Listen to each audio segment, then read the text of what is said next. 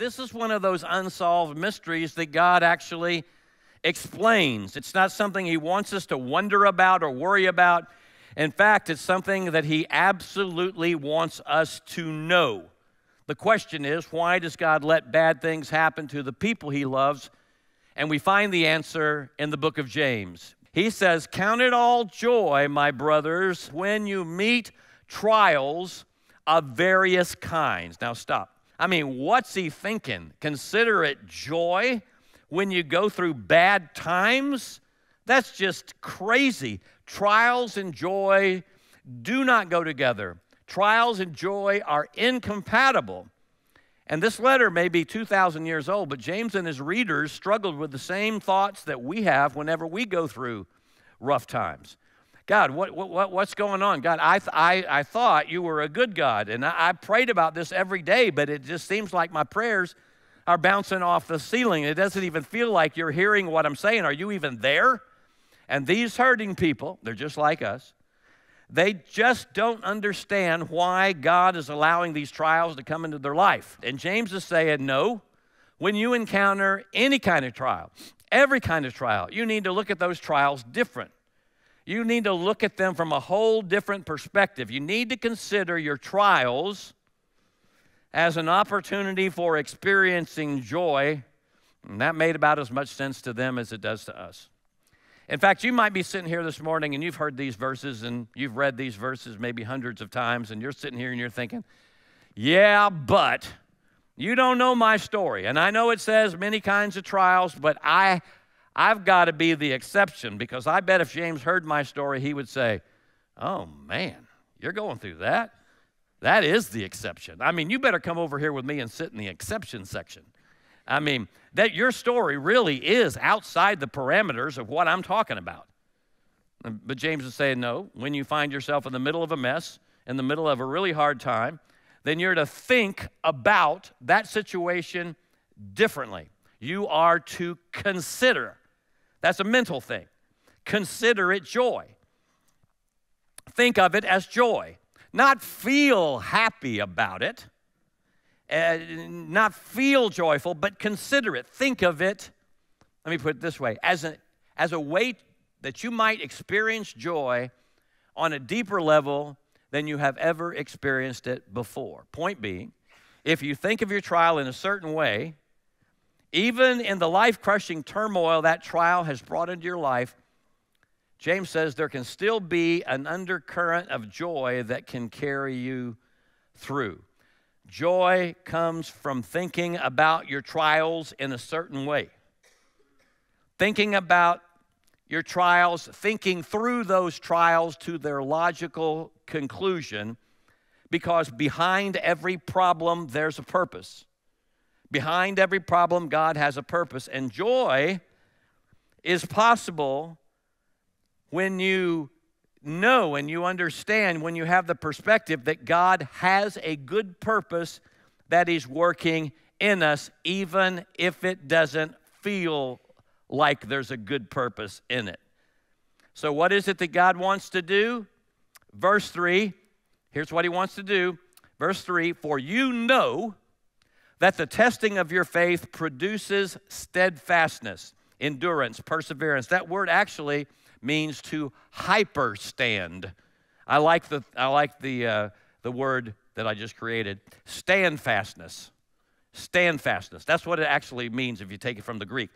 And let standfastness have its full effect, that you may be perfect and complete, lacking in nothing. So why does God allow bad things to come into the lives of the people He loves? That's the question. Number one, why God uses trials to develop steadfast faith in us. God uses trials to develop steadfast faith in us. He's working, He's using trials to develop a living, active, persevering, enduring faith in us. He's testing how strong, how steadfast your faith is. That's what the word test means. It refers to how a metal, like gold, is purified in a fiery furnace. Gold is refined by heating it up, and when the gold becomes molten liquid, the dross, or the impurities, bubbles to the top, and they're removed, and the pure gold is poured out, and then what's left is put back in the fire and refined again. More impurities coming out of it until you end up with the purest of pure gold. That's what James means by test, the refining of your faith. So God is working in us to refine our faith. He is removing the impurities of doubt and self-sufficiency in order to strengthen our faith. However, since we don't always have that perspective when trials come into our life, James tells us what we could do if we're struggling with all this. You need to pray and ask God for wisdom. In the middle of a trial, you need to be praying, God, help me to see this like you see it. Help me to see what's happening from your perspective so I can respond in faith. God, I need wisdom. I need to see this mess, this hardship the way you see it. And the promise is, if you will pray this prayer, God will answer it. So point number two is, if we ask him, God will give us the wisdom we need to make it through the trial stronger in our faith. What you need more than anything else is to look at what you're going through from God's perspective. God is at work in this, folks, to refine your faith and to burn out sin and self-centeredness and unloving attitudes to make you more like him. He's testing you to see if you will put your faith into action when you're tired and discouraged and disillusioned and hurt and hopeless and angry and bitter or unwilling to look at what's going on from any other perspective than your own. And if you can't see your way forward, if you can't see what you're going through from God's perspective, if you don't know how to live in a way that reflects faith in God, then ask God for wisdom. And God will give you the wisdom you need. That's his promise. And James says, if you pray that way, ask without doubting.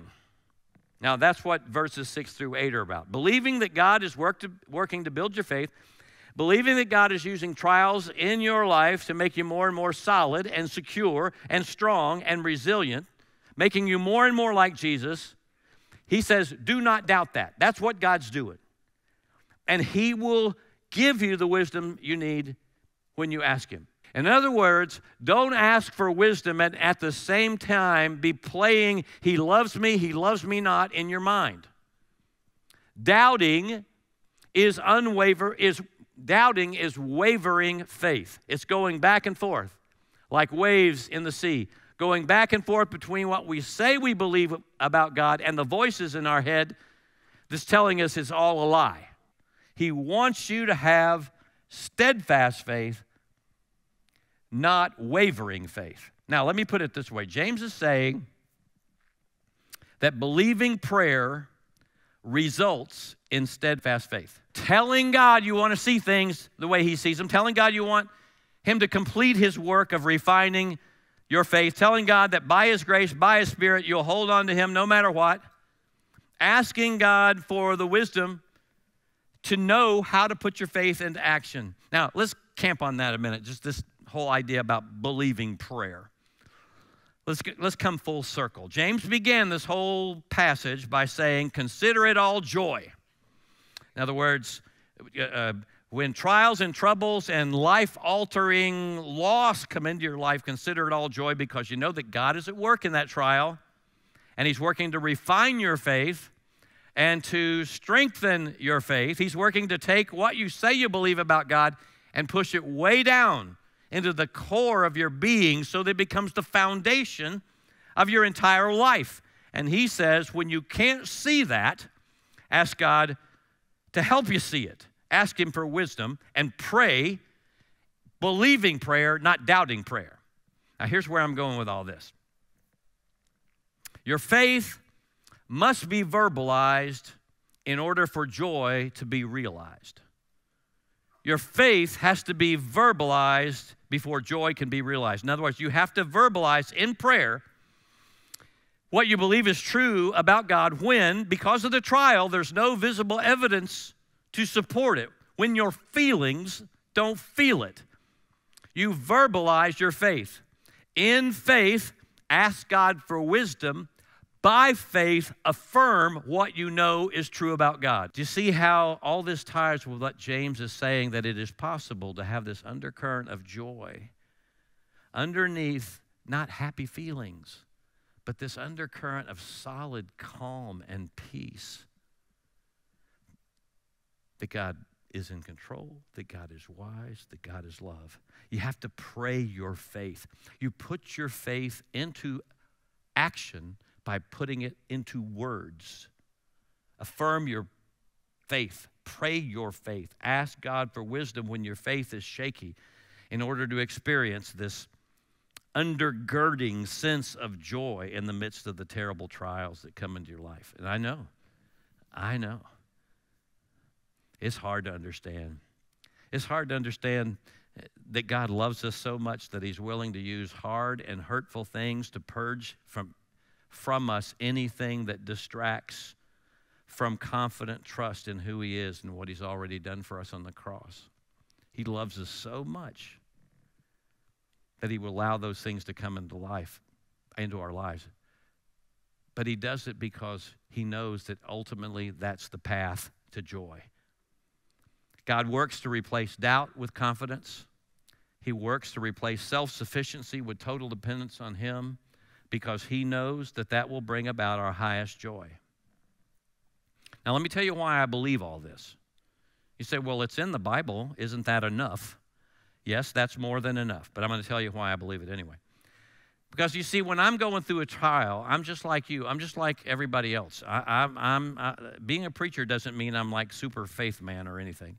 I struggle with the same worries and the same fears and the same, oh, God, not me, not this, not now, that you do. I have the same, well, that's it. It's all over. It's just never going to get any better. It's only going to get worse feelings that you have. I have those feelings. So let me tell you why I believe this. Because as a 40-year veteran as a pastor, I've seen dozens and dozens, maybe hundreds of people face all kinds of trials. From health trials to money trials to broken marriages to failed businesses, prodigal kids, life-threatening illnesses. I've seen it and heard it all. And on those experiences, I have seen two kinds of people. I've seen people that trials and difficulties have destroyed their faith. I've seen men and women argue with God and bargain with God and promise God all kinds of stuff, more money, more commitment, if God would save them from the trial that's come into their life. And I've seen many of those kinds of people walk away from God and abandon their faith in God, abandon God, abandon the church, get mad at God, get mad at the church, get mad at me, all sorts of responses on that end of the spectrum. But then I've seen people who were able to see the trials that have come into their life as coming from the hand of God. And I listen to their stories, and I watch them hold on to their faith in the most traumatic circumstances. And time again, I see them go back to just a handful of basic truths that shape their life. Not simply up here, but it's shaping their whole life. That God is sovereign and wise and a good God. And if he loved me enough to send his son to die for me, then I can never question his goodness. And they hold on to a few life-shaping truths about God like that, even when they don't understand why some terrible thing has come into their life. And they stand fast on the faith they have, and they say and they pray, God, I'm not questioning your goodness. And somehow, some way, they even smile through the pain and the hurt and the suffering. And they say, go ahead, God. Do in me whatever you need to do to make me more like Jesus. And time after time, watching men and women come through horrible circumstances like that, not only with their faith intact, but with their faith strengthened on the other side of the trial, they're even more committed to Christ. They're even more confident. They're more calm, more settled, more joyful, and more at peace. And I have seen that so many times. I've seen it in some of you, many of you. And I've seen it so many times that when I read these words, I know they're true. I know they're true. And by God's grace, I personally know they're true. Because I've experienced the reality of that undercurrent of joy when I lost my mom to cancer at age 57, and when my dad died because of some crazy reaction to anesthesia for a minor back surgery. And I've seen it and experienced it in many, many other ways, especially in ministry when things aren't going the way you hope, or when things seem hopeless, and when you think, I can't go on. I've seen it. I've experienced it when I suffered from Epstein-Barr virus for 10 years and chronically fatigued and didn't think that I could get up to preach Sunday after Sunday. What I did is I just verbalized my faith, and I held on to my faith through tears, rehearsed the kinds of prayers that I just said and shared with you, and God brought me through. He brought me to a place that I'm still here today. And it's true, as much as I don't like it, and as much as I don't understand it, I know that God values steadfast, persevering faith so much that He will allow difficult things to come into the life of the people He loves to bring us to the place where we love Him for who He really is and not for who we want Him to be. Because that's our highest happiness. And that's our most joyful joy. So God says, this is my way. The reason I allow adversity to come into your life is not a mystery. It's something I want you to know about me and how I work in your life and why I allow tough times to come into your life. You see, God wants you, and He wants me to prove that living with disappointment is not incompatible with joy. He wants you and me to prove before the eyes of a watching, unbelieving world, He wants us to prove that living with loss is not incompatible with joy. And Jesus proved it, didn't He?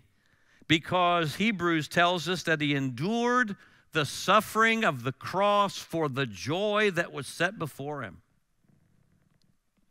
So here's the challenge this week. Would you be willing to look at whatever you're facing right now? Would you look at those trials through a different lens? Look at them through God's perspective. Look at them through James' perspective.